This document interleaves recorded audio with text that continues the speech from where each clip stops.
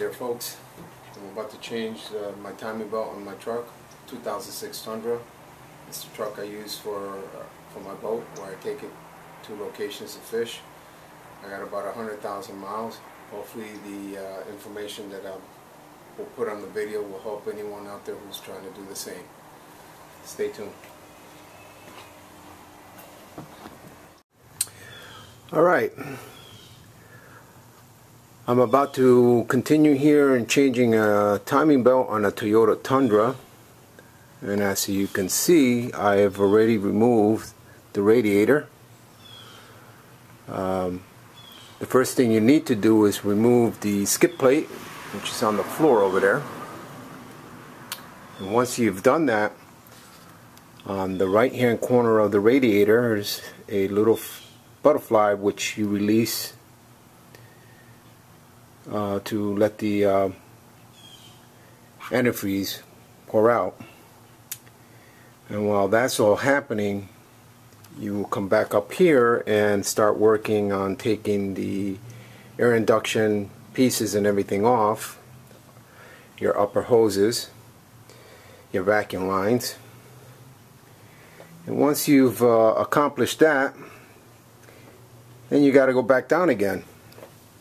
You have to remove the lower hose, and over here, as you can see, excuse the little shaking there, but those are your transmission lines. Those go right into the radiator, and what that allows to do is that it keeps the transmission fluid cool. Now, once you remove those from the radiator, you are going to have a little bit of spillage of that transmission fluid. Your best bet is to remove them and keep the hose pointing upwards so that you don't lose too much of the transmission fluid. I've used the somewhat of the line bracket there to hold those lines up while I continue to work on removing the rest of this. Now, the next step for me is to take the fan off, and once I've removed that, then I will continue working and taking off the serpentine line, the timing belt covers, and then the thermostat, and then proceed on down to the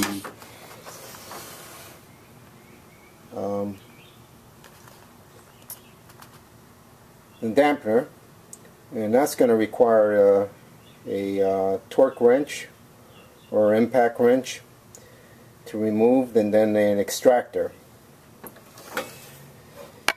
And then I will proceed on to lining up the markers and then continue on.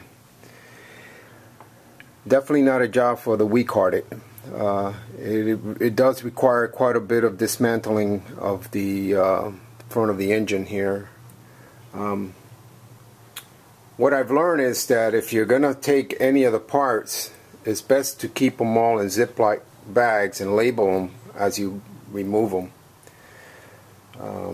What I've learned that from a couple of guys who've made some videos on taking out the timing belt.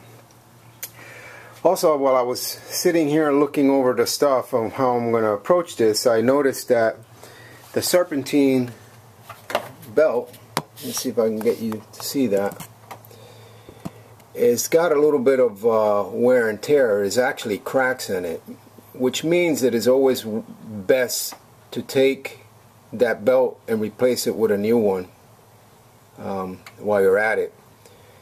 Some people may just use the belt again, even though the belt may look good. It's been exposed for quite a bit of heat and dirt element, and that kind of puts a wear and tear on the belt. In the meantime, I'm gonna turn this off, and then I'll get back videotaping on the progress of removing this. Oh, there's another thing that some guys were suggesting, was to remove the air conditioner compressor. And that kind of involves getting underneath, getting into the back, taking out a cover off of it, and then accessing another bolt. But while looking in YouTube, I saw a gentleman who did the whole timing belt and said there was really no need to take the compressor out. He didn't understand why they remove it. So I'm going to try to attempt not to do it, taking out the air conditioner compressor, and try to work around that. I think it's more so for the exposure of the timing belt, but I'll see what it'll be like once I get there. And then if need be, I will remove the compressor, but I'm hoping not to, because it's one less thing I have to deal with. There's still quite a bit of antifreeze on the upper part of the motor, so that means that at some point when I start dismantling below, there's yet more of that antifreeze to drop. What I did was I empty out the pan. As you can see, the pan is empty.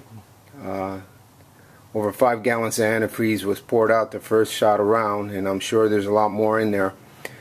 But to make things more simpler, I took and contained the antifreeze that was already expelled from the engine. Makes it much easier, and I always try to keep the underbot part of the of where you're working clean.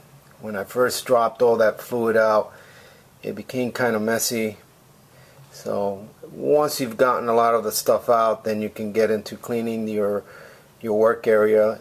It makes for better, and this way you can get in and out without getting too dirty. Anyway, we'll continue, and I'll let you know how we make out. Okay, as you can see, the serpentine belt has been taken off. You're going to use a 14 millimeter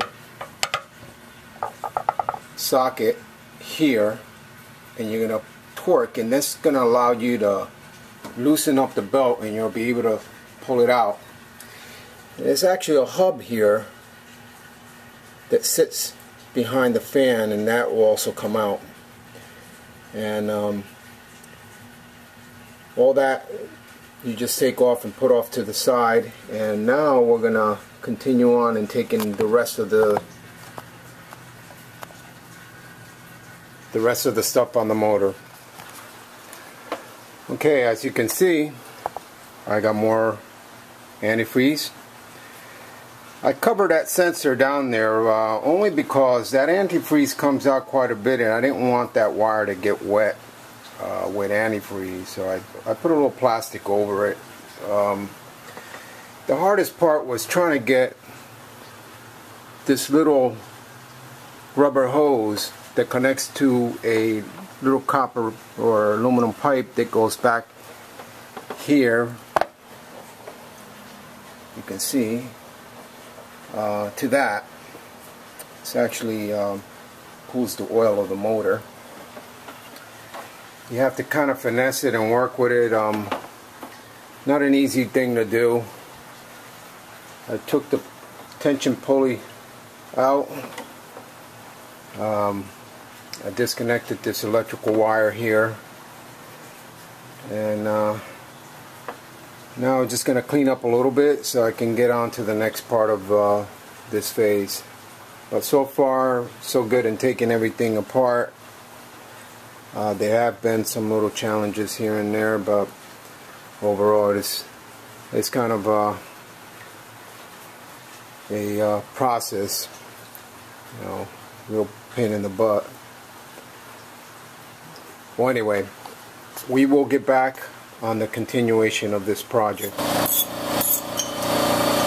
So now we got the right cam and the left cam covers off. And now we're going to take off the power steering. And then after that, the alternator.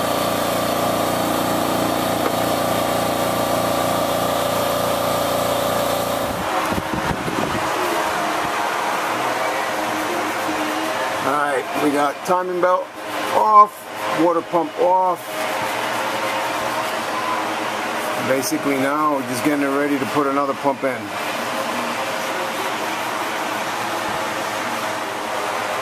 Alright, as you can see, the new belt is on.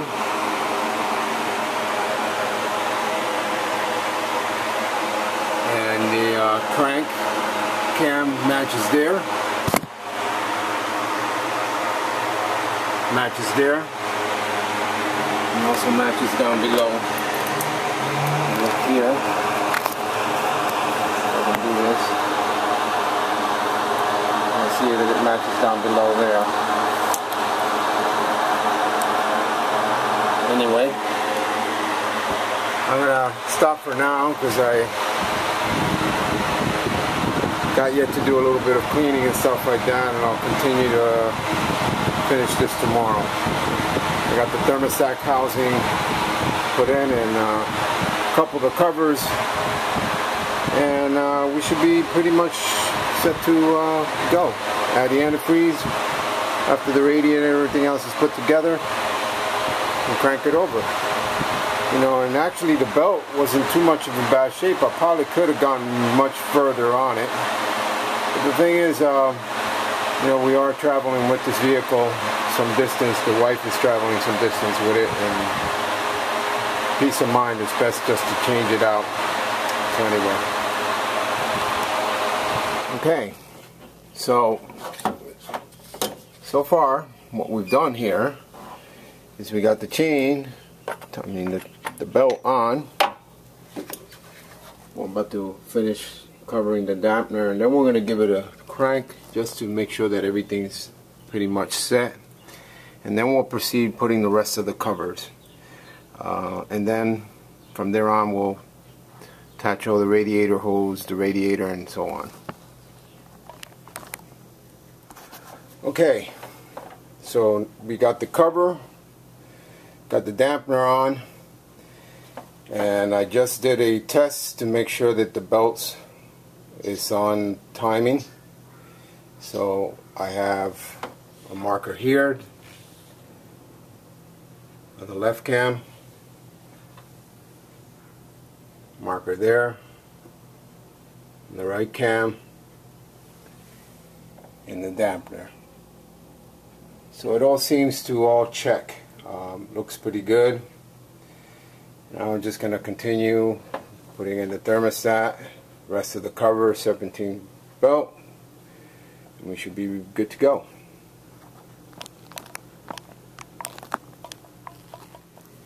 Alright, so now we have the radiator put on.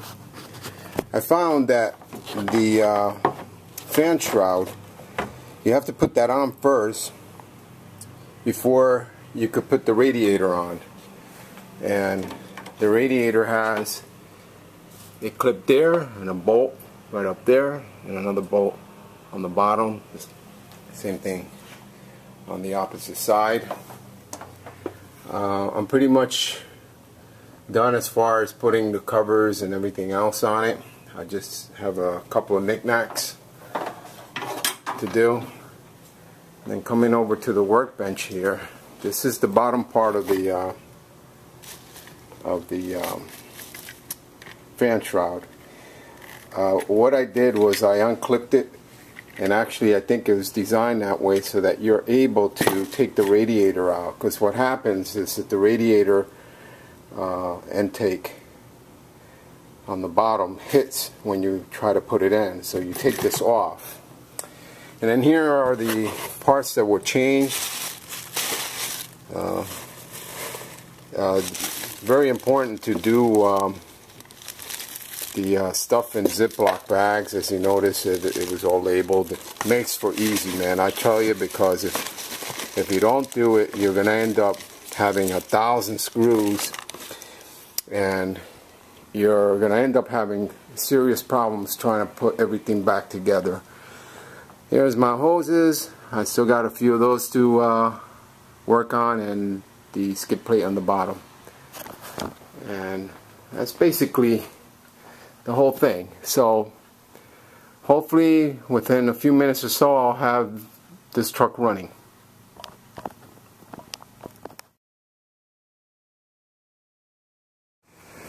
Alright guys, here it is. The job for the timing belt for the Tundra is done. I kind of laid some stuff here for display. The water pump here had to be replaced. That's a must on all these vehicles, being that the water pump sits behind the belt. So that is a must. Along with that, you also have to change the thermostat. Beefy thermostat from the Tundra. I didn't like the one that replaced it. Kind of looks like Mickey Mouse, but it is what it is, and I didn't want to put the old one in. So this is basically what the water pump looks like. As you can see, it looks pretty good. Only problem is that once you start running this for extra miles, the bearings in this impeller can go bad, and then you're gonna have a little problem in your hands because you got to take everything apart again. Along with that, there is some O-rings that you have to also replace, and basically it sits on this back portion of the pump, but there's actually another male end of it sitting in the engine. You also got to replace the tensioner pulley that basically gives the timing belt the tension. And for all purposes, I took the old one, and I tell you, this pin here in the center, it is very hard to put back. You actually have to recompress it again with a C-clamp or something, because it's not something you can do by hand. But when you buy the new one, it is basically something like this. I put the pin in so you can see it looks more like something like a grenade. Once you have this tensioner in, this hydraulic tensioner end, which sits right underneath this, basically when your belt's in place and you have this bolted at the bottom to its base, you pull this pin, and this little metal pin here comes up and makes contact with this bottom portion of the pulley. It's important that you have everything aligned before you pull this pin, because the only way you're ever going to get this pin back in there is to have to compress this. And I would assume the reason why we changed these out is because the wear and tear in this, and you don't want it to go bad on you while you're having a new belt put on. And here's the fan belt. It's definitely needed to be changed. If you can see, it's got a little rot in it. It was dry rotted, so we changed that. Another pulley too that's on the opposite side of the pump. Now, I did run into a problem, and basically I didn't really put too much attention to what I was doing, but when you take your timing belt off, actually when you take the crankshaft dampener off, there is a plate, a little sprocket plate. It's concaved on one side and straight on the other.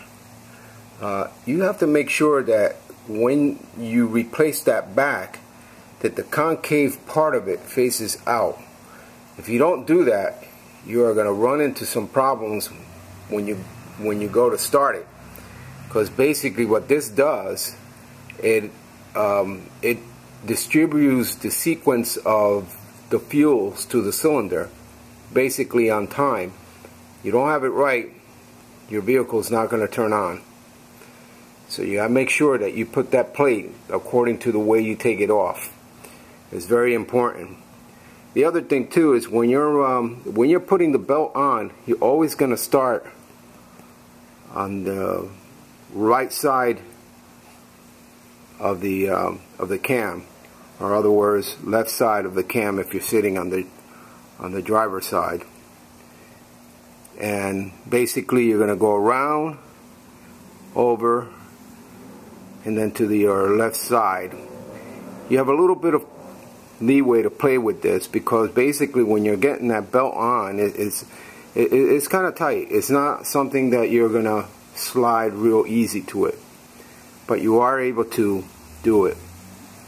Recommendation is to, once you got everything in, you've gotten that tensioner to tighten that belt, you're gonna put a wrench at the dampener once you've tightened it, and you're gonna manually crank it to make sure that all your alignments, all your line markers align.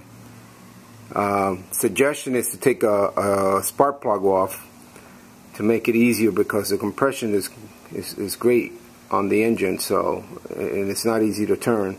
But once you've done that and you see that your alignments, your markers have aligned, then you're good to go. And then you go through the process of putting everything together. But the one that you usually have a little leeway to play is with the left side of the cam. And you definitely don't want to move any of this once you've taken that belt off. Only when you're putting the belt back on that you have at least two of these secure, and you can play a little bit with this. Now I found that when I was trying to put the belt, the right side moved a little bit, so I put a wrench on it and kind of held it in place while sliding the one side of the belt. So basically what you see here on the floor is what comes off on the vehicle. And you add your fluid in, and make sure that everything is nice and tight according to pounds per pressure, and and basically once you got it done, you're good for another 100,000. Although I have to say that my belt looked pretty good. I probably could have gotten another 50,000 miles off of it, but for peace of mind, I decided let's just change it all out. That's it. I hope that this will inform all you guys who are going to attempt to try to change your timing belt. Expect it to be a little bit of a work job, but once you've got it done, you pretty much save yourself quite a bit of money, and you're also going to be good for another 100,000 miles on the vehicle. Okay, here it is, folks. Everything is put together. I'm about to crank it over, and you'll get to see the end result of my timing belt change.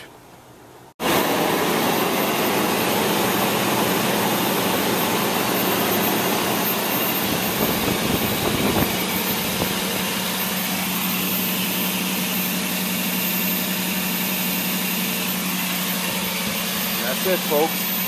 Timing belt in, motor's running perfect, good for another 100,000 miles.